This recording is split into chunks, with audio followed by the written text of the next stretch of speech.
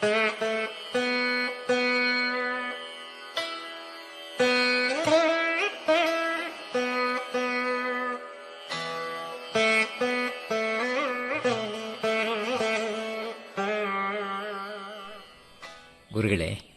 ಸಾವಿರಾರು ಮಂದಿಗೆ ಭಜನೆಯನ್ನು ನಿರಂತರ ಕಲಿಸುವಂಥವರು ನೀವು. ಅದರ ಪ್ರಭಾವ ಇಂದು ನಾಡಿನಾದ್ಯಂತ ಜೀವಂತವಾಗಿದೆ ಅಂದರೆ ಅದು ಎಲ್ಲೇ ಕಾರ್ಯಕ್ರಮಗಳು ನಡೆಯಲಿ ಅಲ್ಲಿ ಭಜನಾ ಸೇವೆಗಾಗಿ ಒಂದಷ್ಟು ಸಮಯ ಸಮಾಜವೇ ನಿರ್ಮಿಸಿಕೊಂಡಿದೆ. ಒಂದು ರೀತಿಯಲ್ಲಿ ಭಜನೆಯನ್ನು ಸಮಾಜ ಆ ಮಟ್ಟಿಗೆ ಸ್ವೀಕರಿಸಿದೆ. ಇಂಥ ಅದ್ಭುತ ಪರಿಣಾಮಗಳನ್ನು ಬೀರುತ್ತಿರುವ ಭಜನೆ ಅಂದರೆ ನಿಮ್ಮ ದೃಷ್ಟಿಯಲ್ಲಿ ಏನು? ಇದೊಂದು ಸಂಪ್ರದಾಯ, ದೈವಿಕ ಕಲೆ ಮತ್ತು ಪೂರ್ತಿ ಧಾರ್ಮಿಕತೆ. ನಮ್ಮ ಪರಂಪರೆ ಏನು, ಹಿಂದೂ ಪರಂಪರೆ, ಇದು ಆಧ್ಯಾತ್ಮಿಕಕ್ಕೆ ಒತ್ತು ಕೊಟ್ಟು ಇರುವಂತಹ ಒಂದು ಬದುಕು ನಮ್ಮದು ಹಿಂದೂ ಸಮುದಾಯದ್ದು. ಹಾಗಾಗಿ ಆಧ್ಯಾತ್ಮಿಕವಾಗಿ, ಧಾರ್ಮಿಕವಾಗಿ ಅಥವಾ ವೈದಿಕವಾಗಿ ಯಾರು ತನ್ನಂತ ತೊಡಗಿಸಿಕೊಳ್ತಾರೋ ಅದು ಅಭಿವೃದ್ಧಿಯನ್ನು ತನ್ನಿಂತಾನೇ ಕಂಡುಕೊಳ್ತದೆ.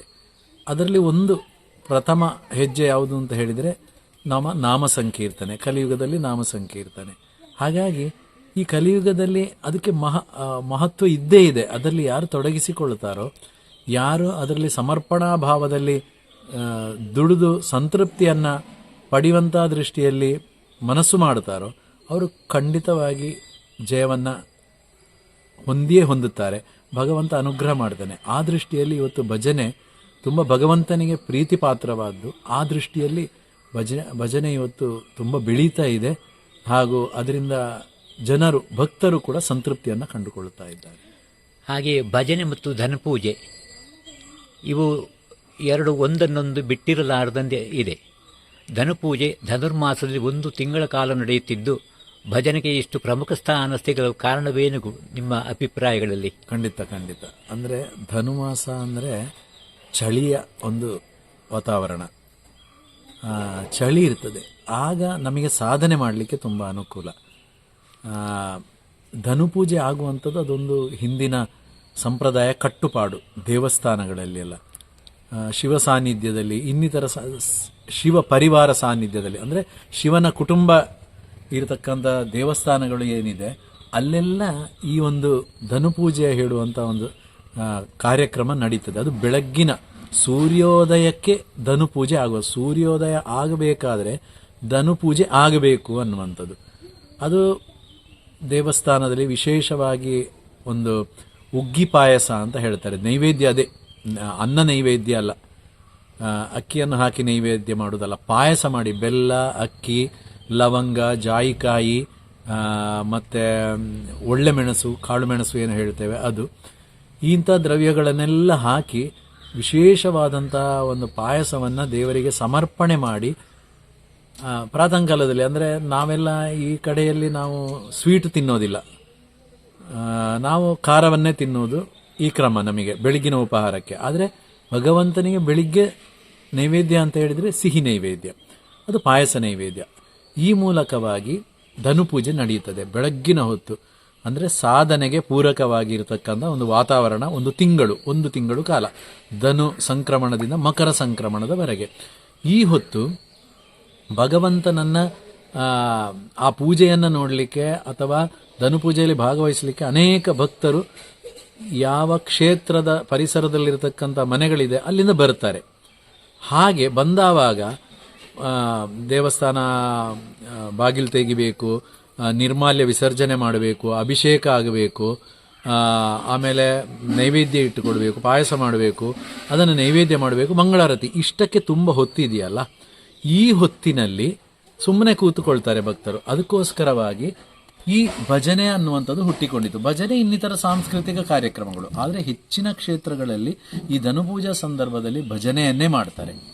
ಯಾಕಂದ್ರೆ ಅಲ್ಲಿ ಬರ್ತಕ್ಕಂಥ ಭಕ್ತರು ಅಂಥವರು, ಅವರಿಗೆ ಭಕ್ತಿ ಇದೆ. ಅವರಿಗೆ ಆ ಭಕ್ತಿಯ ಭಾವುಕತೆಯಿಂದ ಏನಾದರೂ ಭಗವಂತನಿಗೆ ನಾನು ಹೇಳಿಕೊಳ್ಬೇಕು ಅನ್ನುವಂಥ ದೃಷ್ಟಿಯಲ್ಲಿ ಶ್ಲೋಕ ಗೊತ್ತಿಲ್ಲ, ಸಂಸ್ಕೃತ ಶ್ಲೋಕಗಳು ಗೊತ್ತಿಲ್ಲ, ಹಾಗೆ ಪದ್ಯಗಳು ಹಾಡಲಿಕ್ಕೆ ನನಗೆ ಗೊತ್ತಿದೆ ಅಂತ ಹೇಳಿ ಅವರೆಲ್ಲರೂ ಕೂತುಕೊಂಡು ಊರಿನವರು ಆ ಕ್ಷೇತ್ರದ ಸುತ್ತಮುತ್ತಲಿರ್ತಕ್ಕಂಥ ಭಗವದ್ಭಕ್ತರು ಬಂದು ಭಜನೆ ಹಾಡುವುದರ ಮೂಲಕ ಇದನ್ನು ಆ ಒಂದು ನಿರೀಕ್ಷೆ, ದೇವರ ಪೂಜೆ ಯಾವಾಗ ಆಗ್ತದೆ, ನಮಗೆ ಪ್ರಸಾದ ಯಾವಾಗ ಸಿಗ್ತದೆ ಅಂತ. ಹಾಗೆ ಪೂಜಾ ಸಮಯದವರೆಗೆ ಭಜನೆ ಹಾಡಿ ಪೂಜೆ ಆಗಿ ತೀರ್ಥ ಪ್ರಸಾದ ಸ್ವೀಕರಿಸಿ ಪಾಯಸವನ್ನು ಮುಂಜಿಸಿ ಅಥವಾ ಸ್ವೀಕಾರ ಮಾಡಿ ಹೋಗುವಂಥ ಕ್ರಮ. ಅದಕ್ಕೆ ಈ ಒಂದು ಭಜನೆ ಹುಟ್ಟಿಕೊಂಡಿತು. ಈಗ ಸಮೃದ್ಧವಾಗಿ ಧನುಪೂಜೆಯಲ್ಲಿ ಭಜನೆ ಬೆಳೆದಿದೆ. ಭಜನೆಗೂ ಧನುಪೂಜೆ ಅಂತ ಹೇಳಿದರೆ ಭಜನೆ ಆಗಿದೆ. ಮತ್ತೆ ಎಲ್ಲರಿಗೂ ಕೂಡ ಭಾಗವಹಿಸಲಿಕ್ಕೆ ಈ ಧನುಪೂಜೆಯಲ್ಲಿ ಅವಕಾಶವೂ ಇರ್ತದೆ. ಒಂದು ತಿಂಗಳಲ್ವಾ, ಅಲ್ಲಿರ್ತಕ್ಕಂಥ ಸುತ್ತಮುತ್ತಲಿನ ಎಲ್ಲ ಭಜನಾ ಮಂಡಳಿಗಳನ್ನು ಕರೆದು ಈ ಭಜನೆಯನ್ನು ಮಾಡ್ತಾರೆ. ಹಾಗಾಗಿ ಭಜನೆಗೆ ತುಂಬ ಒಂದು ಒಳ್ಳೆಯ ವೇದಿಕೆ ಅಂತ ಹೇಳಿದರೆ ಧನುಪೂಜೆ. ಈ ಧನುಪೂಜೆಯ ಬೆಳಿಗ್ಗೆ 5ರಿಂದ 6:30ವರೆಗೆ ನಡೆಯುವಂಥ ಈ ಭಜನಾ ಸೇವೆಯಲ್ಲಿ ನಿಮ್ಮ ದೃಷ್ಟಿಯಲ್ಲಿ ಯಾವ ರೀತಿಯ ಸಾಧನೆ ಅಂತ ನೀವು ತಿಳಿಸಬಹುದು ಸಮಾಜಕ್ಕೆ? ಸಾಧನೆ ಅಂತ ಹೇಳಿದರೆ ಆ ಒಂದು ಸಂಪ್ರದಾಯವನ್ನು ನಾವು ಆಚರಣೆ ಮಾಡ್ತೇವಲ್ಲ, ಈ ಧನುಪೂಜೆ ಅನ್ನುವಂಥದ್ದೇ ಒಂದು ದೇವರಿಗೆ ಅತ್ಯಂತ ಬೆಳಗಿನ ಹೊತ್ತು ಎಲ್ಲರೂ ಶುಭ್ರವಾಗಿ ಇರ್ತಾರೆ, ಮನಸ್ಸು ನಿರ್ಮಲ ಇರ್ತದೆ, ಒಂಥರ ಧ್ಯಾನ ಸ್ಥಿತಿ ಇರ್ತದೆ. ಈ ಹೊತ್ತು ಭಜನೆ ಮಾಡಿ ಧನುಪೂಜೆಯ ಸಂದರ್ಭದಲ್ಲಿ ಭಾಗವಹಿಸಿದರೆ ಅವರ ಮನಸ್ಸಿನ ಅಭೀಷ್ಟಗಳು ಈಡೇರ್ತದೆ ಅನ್ನುವಂಥದ್ದು. ಮತ್ತೆ ಒಂದು ಆ ಸಮಯವೂ ಕೂಡ ಹಾಗೆ ಒಂದು ಪುರುಸೋತ್ತು ಮಾಡಿಕೊಂಡು ಬರ್ತಾರೆ. ಈ 5 ಗಂಟೆಯಿಂದ 6:30 ತನಕ. ಕೆಲವು ಕಡೆಗಳಲ್ಲಿ 5ವರೆಗೆ ಪೂಜೆ ಮಾಡ್ತಾರೆ, 6ಕ್ಕೆ ಪ್ರಾತಃ ಕಾಲದ ಪೂಜೆ ಮಾಡಿ ಮುಗಿಸಿ ದೇವರ ಗರ್ಭಗುಡಿಯನ್ನು ಮುಚ್ಚಿ ಅವತ್ತಿನ ಪೂಜೆ ಆಗಿರ್ತದೆ. ಈ ರೀತಿಯಾಗಿ ಈ ಹೊತ್ತು ಯಾವುದು ಧನುಪೂಜೆ, ವಿಶೇಷವಾಗಿ ಭಜನಾ ಸೇವೆ, ಇದು ಒಂದಕ್ಕೊಂದು ಪೂರಕವಾಗಿ ನಡೆಯುತ್ತದೆ. ಇದರಿಂದ ತುಂಬ ಫಲ ಇದೆ. ಆ ದೃಷ್ಟಿಯಲ್ಲಿ ಇಂಥದ್ದು ಎಲ್ಲ ಕ್ಷೇತ್ರಗಳಲ್ಲಿ ಆಗಬೇಕು, ಆಗ್ತಾ ಇದೆ. ಅಲ್ಲಿ ಎಲ್ಲರೂ ಪಾಲ್ಗೊಳ್ಳಬೇಕು, ಅದು ಆಗ್ತಾ ಇದೆ. ಒಂದು ರೀತಿಯಲ್ಲಿ ಇದು ಒಳ್ಳೆಯ ಬೆಳವಣಿಗೆ. ಭಜನೆ ಭಜನೆ ಭಜನೆ, ಅನುದಿನವೂ ಭಜನೆ. ಭಜನೆ ನಿಮ್ಮ ಜೀವನದಲ್ಲಿ ತಂದಿರುವ ಅತಿ ದೊಡ್ಡ ಬದಲಾವಣೆ ಏನಾದರೂ ಇದ್ದರೆ ತಿಳಿಸುವಿರಾ ಗುರುಗಳೇ? ಭಜನೆಯಿಂದ ಬದಲಾವಣೆ, ಭಜನೆಯಿಂದ ಭಗವಂತನೆಡೆಗೆ ಅಂತ ಪೂಜ್ಯ ಕಾವಂದರು ಹೇಳ್ತಾರೆ. ಅವರ ಭಜನಾ ಕಮ್ಮಟ ನಡೆಯುವ ಸಂದರ್ಭದಲ್ಲಿ ಅವರ ಅನೇಕ ಉಕ್ತಿಗಳು ಅಲ್ಲಿ ಅವರ ಅನುಭವದಿಂದ ಅಲ್ಲಿ ಪ್ರಕಟಗೊಳ್ಳುತ್ತದೆ. ಅಂತಹ ಅವರ ನುಡಿಯೇ ಹೇಳುತ್ತದಲ್ವ ಏನು ಬದಲಾವಣೆ ಅನ್ನುವಂಥದ್ದು. ಭಜನೆಯಿಂದ ಬದಲಾವಣೆ. ಭಜನೆ ಒಂದು ಸುಮ್ಮನೆ ಹಾಡುವಾಗ ಆ ಸಾಹಿತ್ಯದಲ್ಲಿ ಏನುಂಟು ಅಂತ ತಿಳ್ಕೊಳ್ಳುವ ಒಂದು ಪ್ರಯತ್ನ ಮಾಡ್ತೇವೆ. ಮೊದಲು ನಾವು ಭಜನೆ ಹಾಡ್ತಾ ಇರಬೇಕಾದ್ರೆ ಅನೇಕ ಭಜನೆಗಳನ್ನು ಇದು ಭಾಗ್ಯ ಇದು ಭಾಗ್ಯ, ಮಾನವ ಜನ್ಮ ದೊಡ್ಡದು, ಇದು ಹಾನಿ ಮಾಡಲು ಬೇಡ ಹುಚ್ಚಪ್ಪಗಳಿರ, ಅಥವಾ ತನು ನಿನ್ನದು ಜೀವನ ನಿನ್ನದು, ಈ ರೀತಿ ಒಳ್ಳೊಳ್ಳೆ ಹಾಡುಗಳು, ಕೃಷ್ಣ ಕೃಷ್ಣ ಎಂದು ಎನ್ನಬಾರದೆ, ಇಂಥ ಸುಂದರವಾದಂಥ ಹಾಡುಗಳು. ಅಥವಾ ಮುಂಜಾವದ ಏಳು ನಾರಾಯಣನೇ, ಮುಂಜಾನೆ ಎದ್ದು ಗೋವಿಂದ ಎನ್ನಿ, ಇಂಥ ಹಾಡುಗಳನ್ನು ಕೇಳುವಾಗ ಅದರಲ್ಲಿ ಬರ್ತಕ್ಕಂಥ ಸಾಹಿತ್ಯ ಏನು ಅಂತ ನಾವು ಕೆಲವು ಸಂಶಯ ಬರ್ತದೆ ನಮಗೆ, ಇದೇನು ಗೊತ್ತಿಲ್ಲ ಅಂತ. ಆ ಗೊತ್ತಿಲ್ಲದನ್ನು ಕೇಳಲಿಕ್ಕೆ ಯಾರನ್ನಾದರೂ ನಾವು ಸಂಪರ್ಕ ಮಾಡ್ತೇವೆ. ತಿಳ್ಕೊಳ್ಳುವಂತಹ ಅಂದರೆ ಜ್ಞಾನಾರ್ಜನೆಗೆ ಈ ಭಜನೆ ಒಂದು ವೇದಿಕೆ ಆಗ್ತಾ ಇದೆ. ಸೊ ಭಜನೆ ಅಂತ ಹೇಳಿದರೆ ಭಜನೆಯಿಂದಾಗಿ ಜ್ಞಾನ ಗಟ್ಟಿಯಾಗ್ತದೆ. ಪುರಂದರದಾಸರ ಕೃತಿಗಳೆಂದರೆ ಜ್ಞಾನ ಅಭಿವೃದ್ಧಿಗೋಸ್ಕರವಾಗಿ ಅವರು ಸಾಹಿತ್ಯ ಕೊಟ್ಟದ್ದಲ್ವ. ಹಾಗಾಗಿ ಭಜನೆಯನ್ನು ಹಾಡ್ತಾ ನಾವು ಜ್ಞಾನ ಸಂಪನ್ನತೆಯನ್ನು ನಾವು ಕಂಡುಕೊಳ್ಳುತ್ತೇವೆ. ಜೊತೆಗೆ ಭಜನೆಯಿಂದ ಅನೇಕ ಬದಲಾವಣೆಗಳು ನಮ್ಮ ಬದುಕಿನಲ್ಲಿ ಆಗಿದೆ, ನಾವು ಕಂಡುಕೊಳ್ಳುತ್ತಾ ಇದ್ದೇವೆ. ಏನು ಬದಲಾವಣೆ ಅಂತ ಹೇಳಿದರೆ ತುಂಬ ವಿಷಯಗಳು, ತುಂಬ ದೇವರ ಕುರಿತಾಗಿ ಅವರ ಇತಿಹಾಸ ಏನು, ದೇವರು ಅಂದರೆ ಯಾರು, ಅದರಲ್ಲಿ ಜ್ಞಾನ ಅಂದರೆ ಏನು, ಭಕ್ತಿ ಅಂದರೆ ಏನು, ವೈರಾಗ್ಯ ಅಂದರೆ ಏನು, ಕರ್ಮ ಅಂದರೆ ಏನು, ಇದು ಯಾಕೆ ಮಾಡಬೇಕು, ವೈರಾಗ್ಯ ಅಂದರೆ ಏನು, ವೈರಾಗ್ಯ ಪದಗಳು ಅಂತ ಇದೆ, ಭಕ್ತಿ ಪದಗಳು ಅಂತ ಇದೆ, ಜ್ಞಾನಕ್ಕೆ ಸಂಬಂಧಪಟ್ಟ ಪದಗಳು ಅಂತ ಇದೆ ಅಲ್ವಾ. ವೈರಾಗ್ಯ ಅಂತ ಹೇಳಿದರೆ ಯಾವುದೇ ಫಲಾಪೇಕ್ಷೆ ಇಲ್ಲದೆ ಭಗವಂತನ ಸೇವೆ ಮಾಡೋದು, ಆರಾಧನೆ ಮಾಡೋದು, ಅದೆಲ್ಲ ಬೇಕಾದ್ದು. ಈಗ ನಾವು ಅಪೇಕ್ಷೆ ಇಟ್ಟು ಮಾಡಿದರೆ ಏನೋ ಒಂದು ದೇವರಿಗೂ ನಮಗೆ ಒಂದು ಷರತ್ತು ವಿಧಿಸಿದಾಗೆ ಆಗ್ತದೆ. ನೀನು ಅದು ಕೊಟ್ಟರೆ ಇದು ಮಾಡ್ತೇನೆ, ಇದು ಕೊಟ್ಟರೆ ನೀನು ಅದನ್ನು ಕೊಡಬೇಕು ಅಂಥದ್ದೆಲ್ಲ ಇಲ್ಲಲ್ಲ. ಅವ ಭಕ್ತಿ, ನಿರ್ಮಲವಾದ ಭಕ್ತಿಯಿಂದ ಯಾವುದೂ ಬೇಡ, ಯಾವುದೇ ಫಲಾಪೇಕ್ಷೆ ಇಲ್ಲದೆ ಇದು ನಾನು ಮಾಡಬೇಕಾದ ಜವಾಬ್ದಾರಿ, ನಮ್ಮ ಕರ್ತವ್ಯ ಎಂಬ ನೆಲೆಯಲ್ಲಿ ಮಾಡುವುದಿದೆ ಅಲ್ಲ, ಇದು ವೈರಾಗ್ಯ ಅಂತ ಹೇಳ್ತಾರೆ. ಜ್ಞಾನ ತಿಳಿದುಕೊಂಡು ಭಕ್ತಿಯಿಂದ ಆನಂದದ ಸ್ಥಿತಿಯಲ್ಲಿ. ವೈರಾಗ್ಯ ಅಂತ ಹೇಳಿದ್ರೆ ಯಾವುದೇ ಫಲಾಪೇಕ್ಷೆ ಇಲ್ಲದೆ ದೇವರ ಆರಾಧನೆ ಮಾಡಿದರೆ, ಅದನ್ನು ಅರ್ಥ ಮಾಡಿಕೊಂಡು ಭಜನೆ ಹಾಡಿದರೆ ಆ ವ್ಯಕ್ತಿ ಬದಲಾಗ್ತಾನೆ. ಅದನ್ನು ನಾವು ಅರ್ಥ ಮಾಡಿಕೊಂಡು ತಕ್ಕ ಮಟ್ಟಿಗೆ ನಮಗೇನು ನಮ್ಮ ಬುದ್ಧಿಶಕ್ತಿಗೆ ಎಷ್ಟು ಸಾಮರ್ಥ್ಯ ಇದೆ ಅಷ್ಟನ್ನು ಅರ್ಥ ಮಾಡಿಕೊಂಡು ನಾವು ಆ ಬದಲಾವಣೆಯ ಹಾದಿಯಲ್ಲಿ ನಮ್ಮನ್ನು ನಾವು ತೊಡಗಿಸಿಕೊಂಡಿದ್ದೇವೆ ಅಂತ ಒಂದು ನಮಗೆ ಅನ್ನಿಸ್ತದೆ.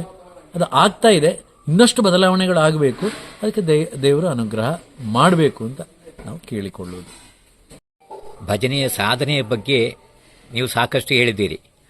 ಆದರೆ ಭಜನೆ ಮಾಡುವವನ ಮನಸ್ಸಿನಲ್ಲಿ ಯಾವ ಗುಣಗಳು ಬೆಳೆಯಬೇಕು ಎಂದು ನೀವು ನಂಬುವುದು ಸರ್. ಹೌದು, ತುಂಬ ಒಳ್ಳೆಯ ಒಂದು ಪ್ರಶ್ನೆಯೂ ಹೌದು, ಮತ್ತು ನಾವು ಚಿಂತನೆ ಮಾಡಬೇಕಾದ್ದು ಹೌದು. ಚಿಂತೆ ಮಾಡುವುದಲ್ಲ, ಚಿಂತನೆ ಮಾಡಬೇಕು ಈ ವಿಷಯದ ಗುಣಗಳ ಬಗ್ಗೆ. ಗುಣಗಳು ಅಂದರೆ ಯಾವುದು ನಮಗೆ? ಸಾತ್ವಿಕ, ರಾಜಸ, ತಾಮಸ ಅಲ್ವಾ? ಭಜನೆಗೆ ಏನು ಬೇಕಾದ್ದು? ಸಾತ್ವಿಕ ಗುಣ ಬೇಕಾದ್ದು ಅಲ್ವಾ? ನಾವು ಸತ್ವಭರಿತವಾಗಿ ತತ್ವ ಸಿದ್ಧಾಂತಗಳನ್ನು, ನಿಯಮಾವಳಿಗಳನ್ನು, ಅಥವಾ ಒಂದು ನಮ್ಮ ಬದುಕಿಗೆ ಒಳ್ಳೆಯ ಬದುಕಾಗಬೇಕಾದ್ರೆ ಏನು ಒಳ್ಳೆಯ ಚಿಂತನೆ ಏನು ಬೇಕು, ಆ ಚಿಂತನೆ ಮಾಡಲಿಕ್ಕೆ ನಾವು ತೊಡಗಿಸಿಕೊಂಡಾಗ ಮಾತ್ರ ನಮಗೆ ಆ ಚಿಂತನೆಗೆ ಪೂರಕವಾಗಿ ನಮಗೆ ಅರಿವಿಗೆ ಬರುವುದು ಏನು ಅಂತ ಹೇಳಿದರೆ, ನನ್ನ ಸ್ವಭಾವ ಏನು, ನನ್ನ ಗುಣ ಸ್ವಭಾವ ಅಂತ ಹೇಳಿದರೆ. ಸ್ವಭಾವ ಅಂದರೆ ಹುಟ್ಟಿನಿಂದಲೇ ಬಂದಿರುವಂಥದ್ದು, ಸ್ವಧರ್ಮ ಅಂತ ಹೇಳ್ತಾರೆ ಅದಕ್ಕೆ. ಸ್ವಧರ್ಮ ಅದು ಹುಟ್ಟಿನಿಂದಲೇ ಬಂದಿದೆ, ಸ್ವಭಾವ ಸಹಜವಾಗಿ ಬಂದದ್ದು, ಅದು ಸ್ವಧರ್ಮ ಅಂತ. ಹಾಗಾಗಿ ಈ ಸಹಜತೆ ನಮಗೆ, ಸಹಜತೆಯಲ್ಲಿ ಕೂಡ ನಾವು ತುಂಬ ಜಾಗ್ರತೆ ಮಾಡಬೇಕು. ಏನು ಅಂತ ಹೇಳಿದರೆ, ನಾನು ಹೇಗೆ ಇರಬೇಕು, ಯಾವುದನ್ನು ನಾನು ಒಪ್ಪಿಕೊಳ್ಳಬೇಕು, ಯಾವುದನ್ನು ತ್ಯಜಿಸಬೇಕು, ಯಾವುದು ಬೇಕು ಯಾವುದು ಬೇಡ, ಸಾತ್ವಿಕವೋ ರಾಜಸವೋ ತಾಮಸವೋ. ರಾಜಸ ಅಂದರೆ ಅಹಂಕಾರ, ತಾಮಸ ಅಂದರೆ ಕೆಟ್ಟದ್ದು, ಸಾತ್ವಿಕ ಅಂದರೆ ಒಳ್ಳೆಯದು. ಈಗ ಎಲ್ಲರಿಗೂ ಮನಸ್ಸಲ್ಲಿ ಉಂಟು ಒಳ್ಳೆಯದು ಬೇಕು, ಒಳ್ಳೆಯದು ಬೇಕು, ಒಳ್ಳೆಯದು ಬೇಕು ಅಂತ. ಮಾಡಲಿಕ್ಕೆ ಆಗೋದಿಲ್ಲ. ಹಾಗೆಂತ ಹೇಳಿ ನಾನು ಹೇಳುವ ಅಹಂ ಉಂಟು. ನಾನು ಒಳ್ಳೆ ಹಾಡ್ತೇನೆ, ನಾನು ಒಳ್ಳೆ ಸಂಘಟನೆ ಮಾಡ್ತೇನೆ, ನಾನು ಒಳ್ಳೆ ಭಜನೆಯಲ್ಲಿ ನೇತೃತ್ವವನ್ನು ವಹಿಸ್ತೇನೆ, ಭಜನೆ ಕುರಿತಾಗಿ ಹೇಳುವುದಿದ್ರೆ ತನ್ನ ಬದುಕಿನಲ್ಲಿ ಆಗಿರೋದು. ನಾನು ಮನೆಯನ್ನು ಒಳ್ಳೆಯದಾಗಿ ನಿಭಾಯಿಸ್ತೇನೆ, ನಂತರ ಒಳ್ಳೆ ಹಣ ಇದೆ, ನನ್ನ ಒಳ್ಳೆ ಅನುಕೂಲ ಇದೆ, ಇದು ರಾಜಸ. ತಾಮಸ ಅಂತ ಹೇಳಿದರೆ ಬೇಡದ್ದೇ ಚಿಂತನೆ, ಅವನು ಹಾಳಾಗಬೇಕು, ಅಸೂಯೆ ಪಡುವಂಥದ್ದು, ಒಬ್ಬನನ್ನು ಕೆಟ್ಟದಾಗಿ ನೋಡುವಂಥದ್ದು, ಅವನಿಗೆ ಕೆಟ್ಟದನ್ನು ಬಯಸುವುದು, ಕೆಟ್ಟದನ್ನು ಮಾಡುವುದು, ಇದು. ಆದರೆ ಭಜನೆಯ ವೇದಿಕೆಯಲ್ಲಿ ನಾವು ಹೇಗಿರಬೇಕು? ಇದೆಲ್ಲ ಇದ್ದರೆ ಭಜನೆ ಹತ್ತುತ್ತದೆ. ನಾವು ಅಮಲು ಪದಾರ್ಥಗಳನ್ನು ಕುಡಿದು, ಅದು ತಾಮಸ ಅಲ್ವಾ? ರಾಜಸ ಅಂತ ಹೇಳಿದರೆ ಇನ್ನೊಬ್ಬರನ್ನು ನಿಂದಿಸುವುದು, ನೀನು ಭಜನೆ ಮಾಡಬೇಡ, ನೀನು ಹೋಗು, ನಿನಗಿದು ಸಾಧ್ಯ ಇಲ್ಲ, ನೀನು ಈ ಭಜನೆಗೆ ಅರ್ಹನಲ್ಲ. ಅದನ್ನು ಅರ್ಹನ ಹೌದಾ ಅಲ್ವ ಅಂತ ಹೇಳಲಿಕ್ಕೆ ನಾವು ಯಾರು? ಸಾತ್ವಿಕನಾದ ಅಂತ ಮನಸ್ಸಿನವ ಅಂಥದ್ದು ಹೇಳುವುದಿಲ್ಲ, ನೀನು ಬರಬೇಡ, ನೀನು ಮಾಡಬೇಡ, ನೀನು ಹೋಗು, ನಿನ್ನ ಅದಾಗಲಿಕ್ಕಿಲ್ಲ, ಅದು ಯಾರು ಹೇಳುವುದಿಲ್ಲ. ಸಾತ್ವಿಕ ಗುಣದವನು ತುಂಬ ಸೈಲೆಂಟ್ ಆಗಿರ್ತಾನೆ, ಭಗವಂತನದ್ದೇ ಧ್ಯಾನದಲ್ಲಿ ಇರ್ತಾನೆ. ಭಗವಂತನನ್ನು ನಾವು ಭಕ್ತಿ ಮಾಡುವುದಲ್ಲ, ಭಗವಂತನೇ ಆ ಭಕ್ತಿಯನ್ನು ಸ್ವೀಕಾರ ಮಾಡುವಂತಹ ಹಂತಕ್ಕೆ ಅವ ಪ್ರಯತ್ನ ಪಡ್ತಾನೆ. ಹಾಗಾಗಿ ನಿಜವಾಗಿ ಹೇಳ್ತಾರೆ ಕೃಷ್ಣ ಪರಮಾತ್ಮ ಭಗವದ್ಗೀತೆಯಲ್ಲಿ, ಈ 3 ಗುಣಗಳನ್ನು ಬಿಟ್ಟು ಒಂದು ಸ್ಟೆಪ್ ಮುಂದೆ ಬರಬೇಕು ಅಂತ. ಇದು ಒಂದು ಹಂತಕ್ಕೆ ನಾವು ಆ 2ಕ್ಕಿಂತ ಸಾತ್ವಿಕ ಆಗ್ಬೋದಲ್ಲ, ತಾಮಸ ರಾಜಸಕ್ಕಿಂತ ಸಾತ್ವಿಕ ಆಗ್ಬೋದಲ್ಲ. ಮೊದಲು ಸಾತ್ವಿಕವನ್ನು ನಾವು ಸಂಪಾದನೆ ಮಾಡೋಣ, ನಮ್ಮ ಗುಣ, ಮತ್ತೆ ನೋಡೋಣ ಮುಂದಕ್ಕೆ. ಧ್ಯಾನದ ಸ್ಥಿತಿಯಲ್ಲಿ ನಾವು ಭಗವಂತನನ್ನು ತಲುಪುವ ಆ ಒಂದು ಮುಕ್ತಿ ಮೋಕ್ಷಕ್ಕೆ ಹೋಗಬೇಕಾದ್ರೆ ಇದನ್ನು 3 ಮೆಟ್ಟಿ, ಈ 3 ಗೋಡೆಯನ್ನು ಮುರಿದು ನಾವು ಹೋಗಬೇಕು. ಆ ಗುಣ ಒಬ್ಬ ಭಜಕನಲ್ಲಿ ಬೇಕೇ ಬೇಕು. ಭಜನಾ ಸೇವೆಯಲ್ಲಿ ಅದ್ಭುತ ಸಾಧನೆಗಳನ್ನು ಮಾಡಿದವರು ನೀವು. ಈಗಾಗಲೇ ಸುಮಾರು 3,000ಕ್ಕಿಂತ ಹೆಚ್ಚು ಶಿಷ್ಯರನ್ನು ಭಜನೆಗೆ ತರಲು ಸಾಧ್ಯವಾದ ರಹಸ್ಯವೇನು ತಿಳಿಸುವುದು ಗುರುಗಳೇ? ಇದು ನಾವು ಮಾಡಬೇಕು ಅಂತ ಮಾಡಿದ್ದಲ್ಲ, ಅದು ಆಗಿ ಹೋದ್ದು. ನಾವು ನಮ್ಮ ದೇವಸ್ಥಾನದಲ್ಲಿ ಭಜನೆ ಮಾಡ್ತಾ ಇದ್ದೆವು, ನಮಗೆ ಹಿರಿಯರು ಪ್ರೋತ್ಸಾಹ ಕೊಟ್ಟರು, ಒಳ್ಳೆ ಭಜನೆ ಹಾಡ್ತೀರಿ ಅಂತ. ಹಾಗೆ ಭಜನೆ ಬೆಳೆಯಿತು. ಮತ್ತು ಶಾಲಾ ಕಾಲೇಜು ಸಮಯದಲ್ಲೆಲ್ಲ ಹಾಡ್ತಾ ಇದ್ದೆವು, ಎಲ್ಲರೂ ಪ್ರೋತ್ಸಾಹ ಕೊಟ್ಟರು. ಹಾಗೆ ಮೊದಲೇ ನಮಗೆ ದಾಸರ ಪದ ಭಜನೆ ಅಂದರೆ ತುಂಬ ಇಷ್ಟ, ಅದನ್ನು ತುಂಬ ಮನಸ್ಸು ತುಂಬಿ ಹಾಡುವಂಥ ಒಂದು ಕ್ರಮ. ಹಾಗಾಗಿ ಅದು ಇಷ್ಟ ಆಯಿತು. ಮತ್ತು ಕ್ಯಾಸೆಟ್ಗಳಲ್ಲಿ ಹಾಡಿದೆವು, ಅದನ್ನು ಗುರುತಿಸಿಕೊಂಡು ಅನೇಕರು ನಮಗೆ ಇನ್ನಷ್ಟು ನಿಮ್ಮ ಹಾಡುಗಳು ಬೇಕು ಅಂತ ಧ್ವನಿ ಮುದ್ರಿಸಿದ್ರು. ಆ ಕ್ಯಾಸೆಟ್ ಕ್ಷೇತ್ರ ಬೆಳೆಯಿತು. ಆ ನಂತರದಲ್ಲಿ ಆ ಹಾಡುಗಳನ್ನು ಕೇಳಿ ತಿರುಪತಿಯಿಂದ ನಮಗೆ ಕರೆ ಬಂತು. ತಿರುಪತಿ ವೆಂಕಟರಮಣ ಹಾಡಿದ್ದೀರಿ, ನೀವು ದಾಸರ ಪದನ ಚೆನ್ನಾಗಿ ಹಾಡ್ತೀರಿ, ನೀವು ಯಾಕೆ ಇಲ್ಲಿ ಬಂದು ಹಾಡಬಾರ್ದು, ಅವಕಾಶ ಕೊಟ್ಟರೆ ಹಾಡುವ ಅಂತ ಹೇಳಿದೆವು. ಹಾಗೆ ಹಾಡಲಿಕ್ಕೆ ಅವಕಾಶ ಕೊಟ್ಟರು. ಮತ್ತೆ ಮತ್ತೆ ನಮ್ಮ ಹಾಡುಗಳನ್ನು ಅವರು ಕೇಳಿದರು, ಅಂದರೆ ಆ ಮಾಧ್ಯಮದ ಮೂಲಕ. ಆಗ ಹೇಳಿದರು, ನೀವು ಇಷ್ಟೆಲ್ಲ ಭಜನೆಯನ್ನು ಕಂಪೋಸ್ ಮಾಡ್ತೀರಿ, ಹಾಡ್ತೀರಿ ಅಂತಾದರೆ ನೀವು ಯಾಕೆ ಅನೇಕರಿಗೆ ತರಬೇತಿ ಕೊಡಬಾರ್ದು ಅಂತ ಹೇಳಿ. ಹಾಗೆ ಆದೀತು, ಅದು ಮಾಡ್ಬೋದು ಅಂತ ಹೇಳಿದರು. ಹಾಗೆ ಅವರೇ ಕೆಲವು ಕಡೆಗಳಿಗೆ ಸೂಚಿಸಿದರು. ಕೆಲವು ನಮ್ಮ ಹಾಡುಗಳನ್ನು ನೀವು ಹಾಡು ಹೇಳಿಕೊಡ್ತೀರಾ ಅಂತ ಹೇಳಿದರೆ ನಮಗೆ ಬೇಕು ಬೇಕು ಅಂತ ಮಂಡಳಿಗಳು, ಯಾಕಂದರೆ ನಮ್ಮ ಹಾಡುಗಳು ಆ ಒಂದು ಕಾಲಘಟ್ಟದಲ್ಲಿ ತುಂಬ ಜನರಿಗೆ ತಲುಪ್ತಾ ಇತ್ತು. ಹಾಗಾಗಿ ನಾವು ಹಾಡು ಹೇಳಿಕೊಡ್ತೇವೆ ಅಂತ ಹೇಳಿದರೆ ಮಂಡಳಿಗಳು ತುಂಬ ನಮಗೆ ಅಪೇಕ್ಷೆ ಇಟ್ಟುಕೊಂಡು ಬಂದರು. ಹಾಗೆ ಅನೇಕರಿಗೆ ಭಜನೆ ಕಲಿಸುವಂತಹ ಒಂದು ಅನುಗ್ರಹ ತಿರುಪತಿ ಶ್ರೀನಿವಾಸನಿಂದ ಬಂತು ನಮಗೆ, ನಮ್ಮ ಆರಾಧ್ಯ ಮೂರ್ತಿ ಸುಬ್ರಹ್ಮಣ್ಯ ದೇವರ ಅನುಗ್ರಹದಿಂದ. ಹಾಗಾಗಿ ಭಜನೆ ನಮಗೆ ನಾವು ಕೇಳಿದ್ದಲ್ಲ, ನಾವು ಕ್ಲಾಸ್ ಮಾಡ್ತೇವೆ ನೀವು ಬನ್ನಿ ಅಂತ ಹೇಳಿದ್ದಲ್ಲ. ಅವರಾಗಿ ಮಂಡಳಿಯನ್ನು ರಚಿಸಿ, ಮಂಡಳಿ ಇದ್ದಲ್ಲಿ ಭಜನೆ ಕ್ಷೀಣವಾದಾಗ ನಾವು ಕಲಿಬೇಕು ಅನ್ನುವಂಥ ಒಂದು ಉನ್ನತ ಧ್ಯೇಯವನ್ನು ಇಟ್ಟುಕೊಂಡು ಅವರು ಭಜನೆಗೆ ನಮ್ಮನ್ನು ಕರೆದ್ರು. ಹಾಗೆ ಬೆಳೀತಾ ಬೆಳೀತಾ ಬೆಳೀತಾ 1 ಅಲ್ಲ 10 ಅಲ್ಲ 100 ಅಲ್ಲ, ಸಾಮಾನ್ಯ 300ರ ಹತ್ತಿರ ಒಂದೊಂದು ಭಜನೆಯಲ್ಲಿ 10 ತೆಕ್ಕೊಂಡು ನಮಗೆ 3000 ಅದಕ್ಕಿಂತಲೂ ಹೆಚ್ಚು ಇರ್ಬೋದು. ಕೆಲವರಲ್ಲಿ 60 ಇದ್ದಾರೆ, 50 ಇದ್ದಾರೆ, 40 ಇದ್ದಾರೆ, ಅದೆಲ್ಲ ಸಂಖ್ಯೆ ಇದ್ದಾರೆ. ಹಾಗೆಂದರೆ ಕಡಿಮೆಯೂ ಆಗ್ತದೆ, ಅದು ಹೆಚ್ಚು ಆಗ್ತದೆ. ಅದು ಅವರವರ ಒಂದು ಇಟ್ಟುಕೊಂಡ ರೀತಿಯಲ್ಲಿ ಭಜನೆಯನ್ನು ಅವರು ಯಾವ ರೀತಿ ಅದನ್ನು ಒಪ್ಪಿಕೊಂಡಿದ್ದಾರೆ, ಮಾಡ್ತಾ ಇದ್ದಾರೆ, ಆ ದೃಷ್ಟಿಯಲ್ಲಿ ಆ ಭಜನೆ ಬೆಳೀತದೆ ಅಥವಾ ಕ್ಷೀಣವಾಗ್ತದೆ. ಹಾಗಾಗಿ ತುಂಬ ಅಭಿವೃದ್ಧಿ ಹೊಂದಿದ ಭಜನಾ ಮಂಡಳಿಗಳು ಇದೆ, ಇಲ್ಲವಾದ್ದು ಇದೆ. ಹಾಗಾಗಿ ಸೈಲೆಂಟ್ ತಟಸ್ಥವಾಗಿರುವುದು ಇದೆ.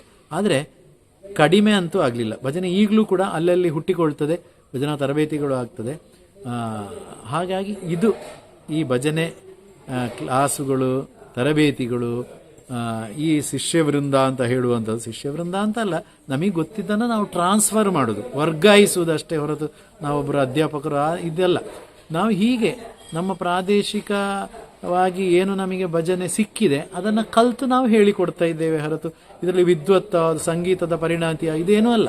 ಇದು ಅಲ್ಪ ಮಟ್ಟಿಗೆ ಇದೆ ಅಷ್ಟೇ, ಇಲ್ಲ ಅಂತ ಅಲ್ಲ, ಒಂದು ಸ್ವಲ್ಪ ಪರ್ಸೆಂಟೇಜ್ ಅಷ್ಟೇ. ಹಾಗಾಗಿ ಇದು ನಡೀತಾ ಇದೆ, ಬೆಳೀತಾ ಇದೆ. ಶಿಷ್ಯರು ಅಂತ ಅಲ್ಲ, ಧರ್ಮಸ್ಥಳದಲ್ಲಿ ಹೇಳಿಕೊಡ್ತೇವೆ, ಅಲ್ಲೆಲ್ಲಿ ಕಮ್ಮಟಗಳಲ್ಲಿ ಹೇಳಿಕೊಡ್ತೇವೆ, ಎಲ್ಲೆಂದರಲ್ಲಿ ಎಲ್ಲಿ ಕರೆದ್ರೂ ಅಲ್ಲಿ. ಹಾಗೆ ಅಂತೇಳಿ ಅವರೆಲ್ಲರೂ ಭಜನಾ ಮಂಡಳಿಗಳನ್ನು, ನಮ್ಮ ಹಾಡುಗಳನ್ನು, ಕಲಿಸಿದ ಹಾಡುಗಳನ್ನೇ ಮಾಡ್ತಾ ಹೋಗ್ತಾ ಇದ್ದಾರೆ.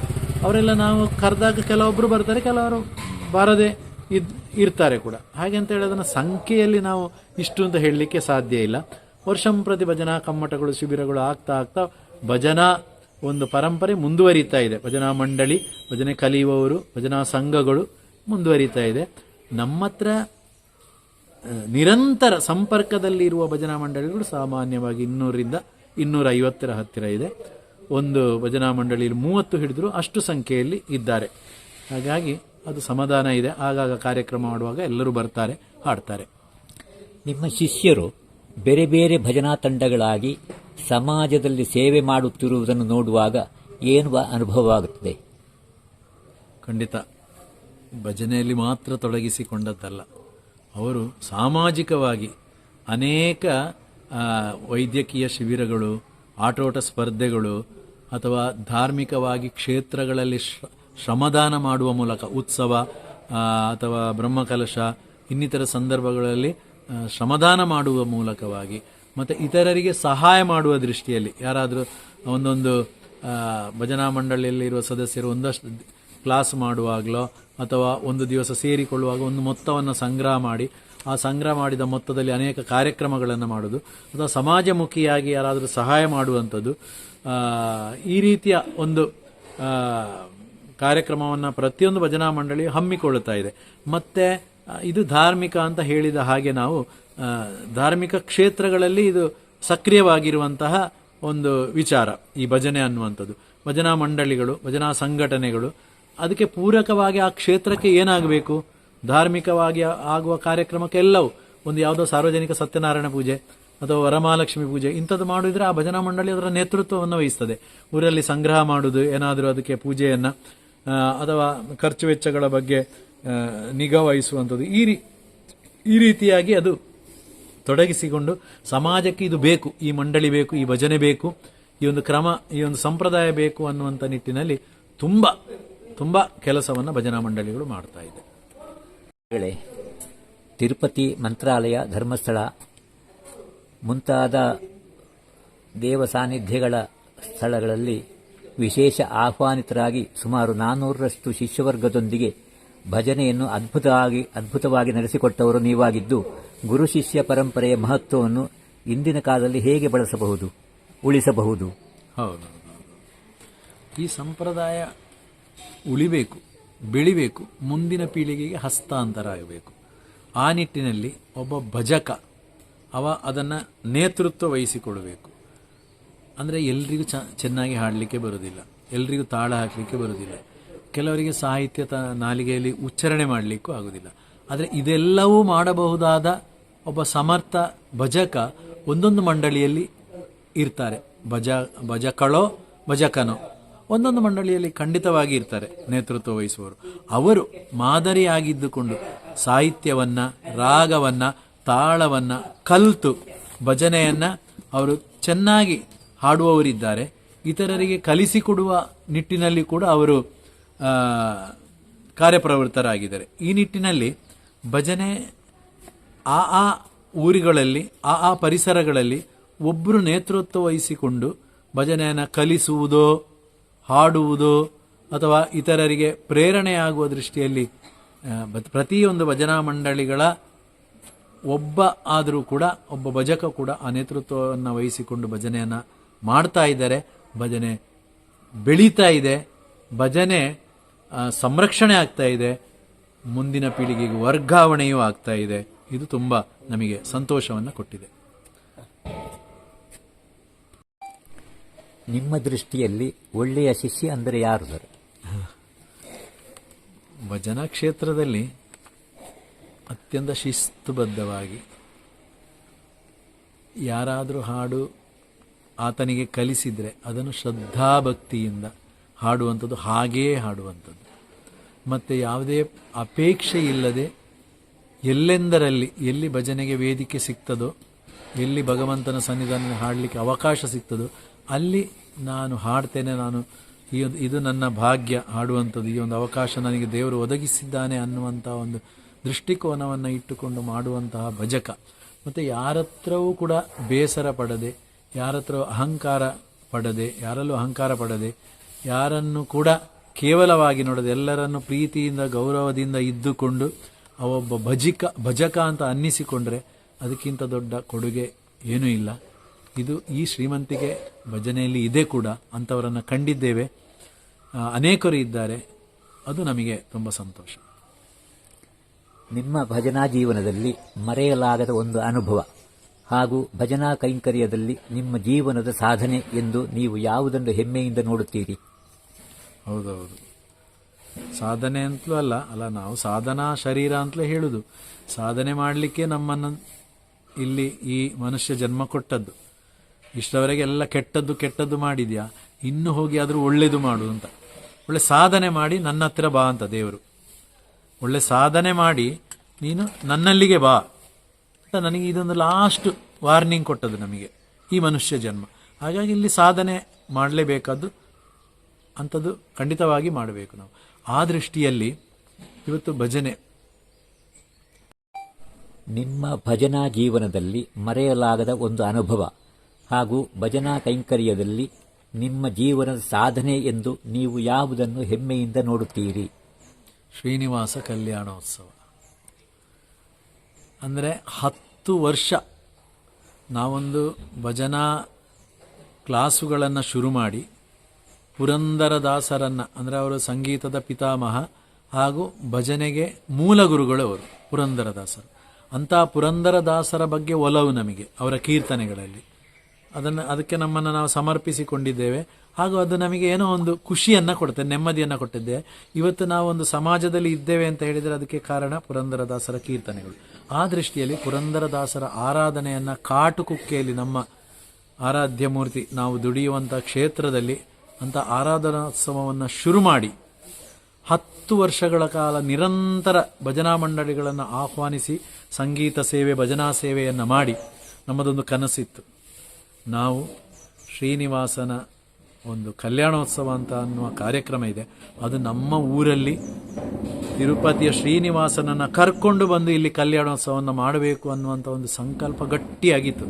ಪ್ರತಿ ವರ್ಷ ಆಗುವಾಗಲೂ ಹೇಳ್ತಾ ಇದ್ದೆ, ಇದನ್ನು ಮಾಡಬೇಕು ಅಂತ. ಹಾಗೆ ಭಜಕರ ಕರೆಗೆ ಓಗೊಟ್ಟು ಬಂದವ ಶ್ರೀನಿವಾಸ. ಅದು ಕೂಡ ಪುರಂದರದಾಸರ ಸಂಗೀತನ ಆರಾಧನೆಯನ್ನು ನಿರಂತರ ಸಮರ್ಪಣೆ ಮಾಡ್ತಾ 10ನೇ ವರ್ಷದಲ್ಲಿ ನಮಗೆ ಒದಗಿ ಬಂದದ್ದು. ಅದು ಕೂಡ ತಿರುಪತಿ ವೆಂಕಟರಮಣ ನಿನಗೇತಕ್ಕೆ ಬಾರದು ಕರುಣ ಅನ್ನುವಂಥ ಹಾಡಿನಿಂದಾಗಿ ನಮಗೆ ತಿರುಪತಿಯಲ್ಲಿ ಸೇವೆ ಮಾಡಲಿಕ್ಕೆ ಅವಕಾಶ ಸಿಕ್ಕಿದ್ದು. ಹಾಗೆ ನಾವು ಆ ಶ್ರೀನಿವಾಸ ನಮ್ಮಲ್ಲಿ ಬರಬೇಕು ಅಂತ ಅಪೇಕ್ಷೆ ಆದದ್ದರಿಂದ ಶ್ರೀನಿವಾಸ ಬಂದ, ಸೇವೆ ನಮ್ಮಿಂದ ಪಡ್ಕೊಂಡ, ನಮಗೆ ಅವನ ಸೇವೆ ಮಾಡುವಂಥ ಭಾಗ್ಯ ಸಿಕ್ಕಿತು. ಇದು ಯಾವತ್ತೂ ಮರಿಲಿಕ್ಕೆ ಸಾಧ್ಯ ಇಲ್ಲ. ಇದು ಕೇವಲ ಭಜನೆಯಿಂದ ಆದಂತಹ ಒಂದು ಅದ್ಭುತವಾದಂತಹ ಕಾರ್ಯಕ್ರಮ, ದೇವತಾ ಕಾರ್ಯಕ್ರಮ. ಅದರಲ್ಲೂ ಕೂಡ ಭಜಕರ ಸಮ್ಮಿಲನ. ಸಾಮಾನ್ಯವಾಗಿ ನಮ್ಮ ಕಾಟುಕುಕ್ಕೆ ಅನ್ನುವಂಥ ಪುಟ್ಟ ಊರಲ್ಲಿ 10,000 to 12,000 ಆ ಕಾಲಘಟ್ಟದಲ್ಲಿ 2018ರಲ್ಲಿ 10,000 to 12,000 ಒಂದು ಏಕಕಾಲದಲ್ಲಿ ಸೇರಿ ಶ್ರೀನಿವಾಸನ ಕಲ್ಯಾಣವನ್ನು ನೋಡಿಕೊಂಡು ಪಾವನರಾಗಿದ್ದಾರೆ. ಇದು ನಮಗೆ ಎಂದೂ ಮರೆಯಲಾಗದ, ಸಂತೋಷ ಕೊಡುವಂತಹ, ಎಲ್ಲರಿಗೂ ತೃಪ್ತಿ ಕೊಟ್ಟಂತಹ ಕಾರ್ಯಕ್ರಮ. ಮುಂದಿನ ತಲೆಮಾರಿಗೆ ನೀವು ಕೊಡುವ ಸಂದೇಶವೇನು? ಕಲಿಯುಗದಲ್ಲಿ ಭಗವಂತ ಇಷ್ಟಪಡುವುದೇನು? ನನ್ನ ಹೆಸರನ್ನು ಪ್ರತಿಯೊಬ್ಬ, ನಾನು ಸೃಷ್ಟಿ ಮಾಡಿದ ಪ್ರತಿಯೊಂದು ಪೀಳಿಗೆಯೂ ಕೂಡ, ಪ್ರತಿಯೊಂದು ಜೀವಿ ಕೂಡ ನನ್ನ ಸ್ತುತಿಯನ್ನು ಮಾಡಬೇಕು ಅಂತ ಅವ ಹೇಳಲಿಲ್ಲ. ಆದರೆ ಅದು ಆಗಬೇಕು ಅನ್ನುವಂಥ ಸಂಕಲ್ಪ ಈ ಸೃಷ್ಟಿ ಮಾಡಿದ ಜೀವಿಗೆ ಅನುಭವದ ಮೂಲಕ ಬಂತು. ಈ ಅನುಭವ ಕೊಡುವುದು ದೇವರಲ್ವ. ಹಾಗಾಗಿ ನಾಮಸ್ಮರಣೆಯನ್ನು ಮಾಡಿದರೆ ಭಗವಂತನನ್ನು ಸೇರಬಹುದು, ಅವನನ್ನು ತಿಳ್ಕೊಳ್ಬೋದು ಅನ್ನುವಂಥದ್ದು. ಹಾಗಾಗಿ ಮುಂದಿನ ಪೀಳಿಗೆ ಅಗತ್ಯವಾಗಿ ದೇವರಿಗೆ ಅತ್ಯಂತ ಪ್ರೀತಿಯಾದ್ದನ್ನೇ, ದೇವರಿಗೆ ಬೇಕಾದ್ದನ್ನೇ, ನಮಗೆ ಆರೋಗ್ಯ ಅಂದರೆ ಆರೋಗ್ಯವೇ ಜೀವನದ ಭಾಗ್ಯ ಅಂತ ಹೇಳುವುದಿಲ್ಲ, ಹಾಗೆ ಅಂತ ಆರೋಗ್ಯ ನಮಗೆ ಆಗಬೇಕು, ನೆಮ್ಮದಿ, ಸುಖ ನೆಮ್ಮದಿ ಸಿಗಬೇಕು ಅಂತಾದರೆ ನಾವು ಕಲಿಯುಗದಲ್ಲಿ ಭಜನೆಯನ್ನೇ ಸೇವಿಸಬೇಕು, ಭಜನೆಯನ್ನೇ ಮಾಡಬೇಕು. ಆ ಮೂಲಕವಾಗಿ ನಾವು ಭಗವಂತನನ್ನು ಸೇರಬೇಕು. ಭಜನೆ ಕಲಿಯಲು ಆಸಕ್ತಿ ಇದ್ದು ಮುಂದೆ ಬರಲಾಗದವರಿಗೆ ನೀವು ಏನು ಹೇಳಲು ಬಯಸುತ್ತೀರಿ ಸರ್? ಅಂದರೆ ಕರ್ಮ ಇನ್ನೂ ಕೂಡ ಆ ಕರ್ಮದ ಶೇಷ ಮುಗಿಲಿಲ್ಲ ಅಂತ, ಧಾರ್ಮಿಕತೆಗೆ ಇನ್ನೂ ಬರಲಿಕ್ಕೆ ಆಗಲಿಲ್ಲ, ಭಕ್ತಿ ಮಾರ್ಗಕ್ಕೆ ಅನ್ನುವಂಥದ್ದೇ ಆಗಿರ್ಬೋದೋ ಏನೋ. ಯಾಕಂದರೆ ಹಿಂದಿನ ದೋಷಗಳನ್ನು ನಾವು ಪೂರ್ತಿ ಮುಗಿಸಿ ಬಂದರೆ ಇಲ್ಲಿ ನಾವು ಧಾರ್ಮಿಕವಾಗಿ ಭಗವಂತನ ಹತ್ತಿರವೇ, ಭಗವಂತನ ಸಾಮೀಪ್ಯವನ್ನೇ ಬಯಸ್ತೇವೆ ನಾವು. ಇಲ್ಲ ಅಂತಾದರೆ ಒಂದು ರಾಮ ಅಂತ ಹೇಳಲಿಕ್ಕೆ ಆಗುದಿಲ್ಲ, ಕೃಷ್ಣ ಅಂತ ಹೇಳಲಿಕ್ಕೆ ಆಗುದಿಲ್ಲ, ತನ್ನ ಊರಲ್ಲಿರುವಂಥ ಕ್ಷೇತ್ರಕ್ಕೆ ಹೋಗಲಿಕ್ಕೆ ಆಗುದಿಲ್ಲ, ದಾನ ಧರ್ಮ ಮಾಡುವ ಬುದ್ಧಿ ಬರುವುದಿಲ್ಲ. ಈ ರೀತಿಯಾಗಿ ಅದು ಯಾಕೆ ಆಗುವುದಿಲ್ಲ ಅಂತ ಹೇಳಿದರೆ ಧಾರ್ಮಿಕತೆಯ ಕೊರತೆ. ಆ ಕೊರತೆ ಎಲ್ಲಿಂದ ಬಂದಿದೆ ಅಂದರೆ ಹಿಂದಿನ ಕರ್ಮದೋಷದ ಲೇಪ ಇರೋದ್ರಿಂದ. ಹಾಗಾಗಿ ನಾವು ಅದನ್ನು ಅರ್ಥ ಮಾಡಿಕೊಂಡು ನನ್ನನ್ನು ನಾನು ಇನ್ನಷ್ಟು ಭಗವಂತನ ಸಾಮೀಪ್ಯಕ್ಕೆ ನಾನು ಹೋಗುವಲ್ಲಿ ಪ್ರಯತ್ನ ಪಟ್ಟರೆ ಮಾತ್ರ ಬದುಕು ಸುಂದರ. ಭಜನೆಯ ಬಗ್ಗೆ, ಧನುಪೂಜೆಯ ಬಗ್ಗೆ ಬಹಳಷ್ಟು ಮಾಹಿತಿಗಳನ್ನು ಹಂಚಿಕೊಂಡಿದ್ದೀರಿ. ಈ ಧನುಪೂಜಾ ಮಹೋತ್ಸವದ ಮೂಲಕ ಸಮಾಜಕ್ಕೆ ನೀವು ನೀಡಲು ಬಯಸುವ ಸಂದೇಶವೇನು? ನಾವಾಗ ಹೇಳಿದ ಹಾಗೆ ಶಿವ ಕುಟುಂಬದಲ್ಲಿ ಆಗುವಂಥ ಕಾರ್ಯಕ್ರಮಗಳು ಈ ಧನುಪೂಜೆ ಹೆಚ್ಚು ಕಡಿಮೆ ನಾವು ಕಂಡಂತೆ. ಇನ್ನಿತರ ಮಹಾವಿಷ್ಣುವಿನ ಕುಟುಂಬದಲ್ಲಿ ಕೂಡ ಇರ್ಬೋದೋ ಏನೋ, ಅದು ನಾನು ಕೇಳಪಟ್ಟದ್ದು ಕಡಿಮೆ. ಯಾರಾದರೂ ಕೇಳಿದಿದ್ರೆ ಹೇಳಬೇಕು ನಮಗೆ, ಅಂದರೆ ಇಲ್ಲ ಅಂತ ಹೇಳಲಿಕ್ಕೆ ಆಗೋದಿಲ್ಲ. ಆದರೆ ಶಿವ ಕುಟುಂಬದಲ್ಲಿ ಆಗ್ತದೆ. ಶಿವ ಕುಟುಂಬ ಅಂದರೆ ಏನು? ಶಿವ ದೇವಸ್ಥಾನದಲ್ಲಿ, ಸುಬ್ರಹ್ಮಣ್ಯನ ದೇವಸ್ಥಾನದಲ್ಲಿ, ಗಣಪತಿ ದೇವಸ್ಥಾನದಲ್ಲಿ, ಅಥವಾ ಯಾವುದಾದ್ರೂ ಪಾರ್ವತಿ ದೇವಸ್ಥಾನ ಇದ್ದರೆ ಮಹಾಸತಿ ಅಂತ ಎಲ್ಲ ಹೇಳ್ತಾರೆ. ಇಂಥ ಕ್ಷೇತ್ರಗಳಲ್ಲೆಲ್ಲ ಆಗುವುದು ಇದೆ. ನಮ್ಮದು ಸುಬ್ರಹ್ಮಣ್ಯ ಕ್ಷೇತ್ರ ಆದ್ದರಿಂದ ಇಲ್ಲಿ ಆಗ್ತದೆ. ಇದು ಹಿಂದಿನ ಪರಂಪರೆಯಲ್ಲಿ ಆಗ್ತಾ ಇತ್ತು. ಹಾಗಾಗಿ ಇದು ಎಲ್ಲ ಕ್ಷೇತ್ರಗಳಲ್ಲಿ ಇಂಥದ್ದು ಆಗಬೇಕು ಅಂಥ ಕ್ಷೇತ್ರಗಳಿದ್ರೆ ಆ ಊರಿನವರು 1 ತಿಂಗಳು ಚಳಿ ಆಗ್ತದೆ ಅಂತೇಳಿ ಸುಮ್ಮನೆ ಕೂತ್ಕೊಳ್ಳೋದಲ್ಲ. ಈ ಧನುರ್ಮಾಸದಲ್ಲಿ ಸಾಧನೆ ಮಾಡಲಿಕ್ಕೆ ಒಳ್ಳೆಯದು ಅಂತ ಈ ಕಾಲಘಟ್ಟ. ಹಾಗಾಗಿ ಅಲ್ಲಿ ಏನಾದರೂ ಹೋಗಿ ನಮ್ಮ ಸೇವೆಯನ್ನು ಮಾಡೋದು. 1 ತಿಂಗಳು ನಿರಂತರ ವೃತ ಮಾಡ್ತೇವಲ್ಲ, ಅಯ್ಯಪ್ಪನಲ್ಲಿಗೆ ವೃತಧಾರಿಗಳು ಹೇಗೆ ಮಾಲೆ ಹಾಕಿ 48 ದಿವಸ ವೃತ ಮಾಡಿ ಹೋಗ್ತಾರೆ ತನ್ನನ್ನು ದಂಡಿಸಿಕೊಂಡು, ಹಾಗೆಯೇ ನಾವು 1 ತಿಂಗಳು ನಮ್ಮ ಕ್ಷೇತ್ರದ ಅಭಿವೃದ್ಧಿಗೆ ನಾವೆಲ್ಲ ಶ್ರಮವಹಿಸಿ ಅಲ್ಲಿ ಹೋಗಿ ದೇವರಿಗೆ ಸೇವೆ ಮಾಡಿದರೆ ಖಂಡಿತವಾಗಿ ಇದರಿಂದ ಉತ್ತರೋತ್ತರವಾದಂಥ ಶ್ರೇಯಸ್ಸು ಧನುಪೂಜೆಯಿಂದ ನಮಗೆ ಭಕ್ತನಿಗೆ ಸಿಗುತ್ತದೆ. ಅದು ನಮ್ಮ ನಮ್ಮ ಊರಿನ ಕ್ಷೇತ್ರಗಳಲ್ಲಿ ಆಗಬೇಕು. ನಿಮ್ಮ ಸೇವೆ, ನಿಮ್ಮ ಮಾರ್ಗದರ್ಶನ ನಮ್ಮೆಲ್ಲರಿಗೂ ಆಶೀರ್ವಾದವಾಗಿದೆ. ಧನ್ಯವಾದಗಳು ಗುರುಗಳೇ. ಆಗಲಿ, ತುಂಬ ಸಂತೋಷ.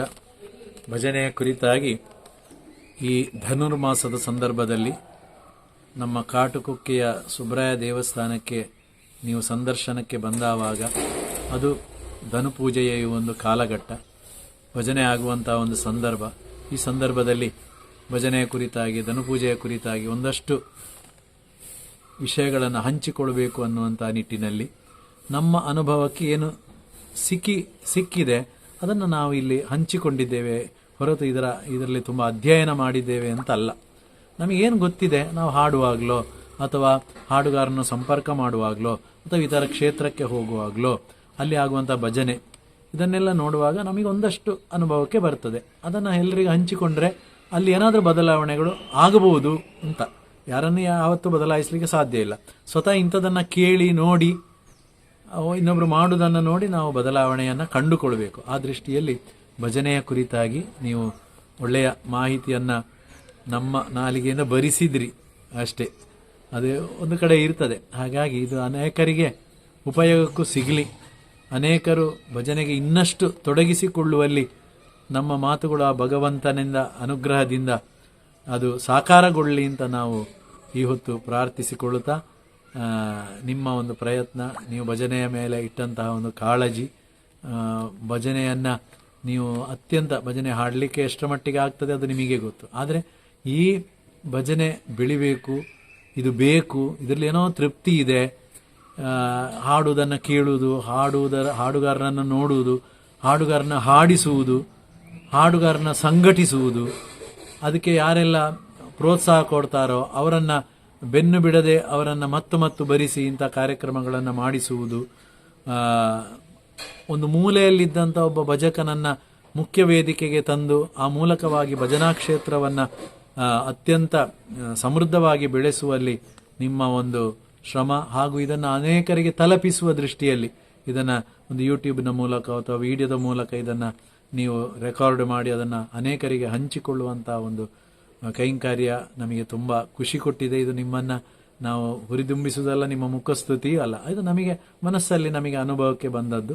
ಆ ದೃಷ್ಟಿಯಲ್ಲಿ ಇಂಥ ಕಾರ್ಯ ಇನ್ನಷ್ಟು ಮುಂದುವರಲಿ, ಅನೇಕ ಭಜಕರು ಇನ್ನಷ್ಟು ಭಜಕರನ್ನು ತಲುಪಲಿ, ಆ ಮೂಲಕವಾಗಿ ಭಜನೆ ಬೆಳೀಲಿ, ಭಜನೆಯಿಂದ ಎಲ್ಲರೂ ಬದಲಾವಣೆಗೊಂಡು ಭಗವಂತನ ಸಾಮೀಪ್ಯವನ್ನು ಪಡೆದು ಸಂತೃಪ್ತ ಜೀವನ ಬದುಕು ಅವರದಾಗಲಿ ಅಂತ ಇವತ್ತು ಪ್ರಾರ್ಥಿಸ್ತಾ ಭಜನೆಗೆ ಗೆಲುವಾಗಲಿ.